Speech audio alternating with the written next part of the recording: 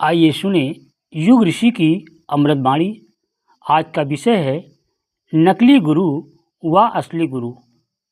मित्रों, इन 2 सालों में हमने हिंदुस्तान के किसी भी सिद्ध पुरुष, महात्मा योगी को नहीं छोड़ा जो आज बाजीगर की तरह नाम बदलाते हैं और सोना बनाते हैं। अगर आप चाहें तो हम उनका नाम आपको बतला सकते हैं। एक बार हमने एक सिद्ध पुरुष की बात सुनी, तथा उसके लिए हमने बहुत बड़ा जोखिम उठाया, प्राणों की बाजी लगा दी। वो सिद्ध पुरुष घने जंगल की एक गुफा में रहते थे।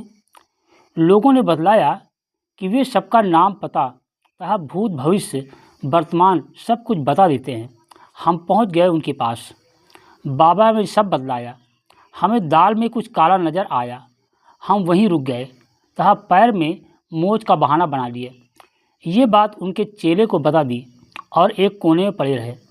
एक दिन एक अध्यापक आया। हमने उसे बतला दिया कि ये बेकार आदमी है, इसके चेले धंधा करते हैं। हमने अध्यापक से कहा कि आप सब नाम, पते आदि गलत सलत बताना। उसने चेलों से अपना नाम, पता सब गलत बतला दिया। दूसरे दिन महात्मा जी मिले तो उन्होंने भी वैसा ही बतलाया। अध्यापक तथा हम दोनों ये सब देखकर मुस्कुरा पड़े। ये उन चेलों ने देख लिया था। हमने किसी प्रकार धोती कुर्ता समेटा और तौलिया लपेटकर दीर्घ शंका का बहाना बनाकर वहाँ से भाग लिए। जाना था पूरब की ओर और पश्चिम की ओर निकल गए। किसी तरह प्राण बचाकर 3 दिन तक जंगल में भटकने के बाद अपने स्थान पर पहुँचे।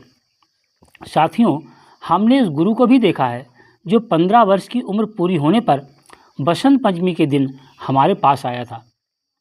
उसने हमारे 3 जन्मों का दृश्य हमें दिखलाया और हमें गायत्री उपासना में लगाया, जिसे हमने 24 साल तक विधि विधान पूर्वक किया।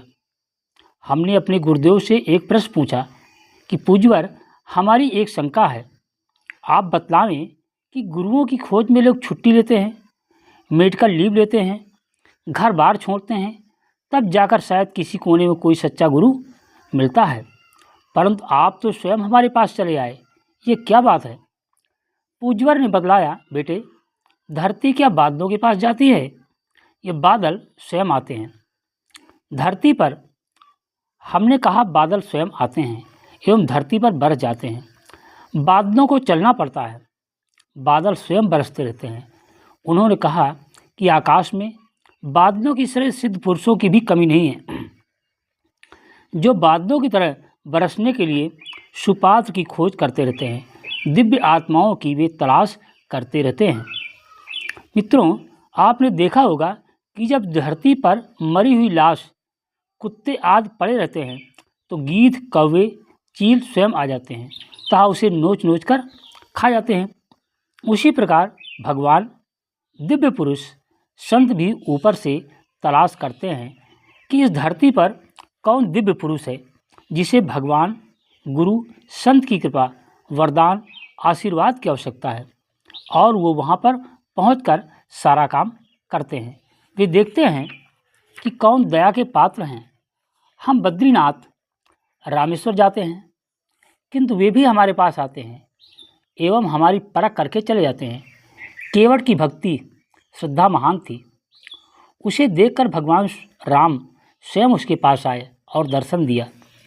केवट रामचंद्र जी के पास नहीं गया था, सबरी के पास रामचंद्र स्वयं आए थे, सबरी नहीं गई थी। श्री कृष्ण गोपियों के पास गए थे तथा उन्हें प्यार दिया था, गोपियाँ नहीं गई थी। मित्रों, उसी प्रकार पात्रता देखकर गुरु शिष्य के पास आता है और उसे धन्य कर जाता है। अगर वास्तव में पात्रता हो तो रिद्धि सिद्धियाँ पाई जा सकती हैं तथा निहाल हुआ जा सकता है। मित्रों, भगवान आशीर्वाद तो देना चाहता है, पर उसके लिए उसने कहा है पात्रता विकसित करें और भगवान के अनुदान वरदान पाएं। ओम शांति।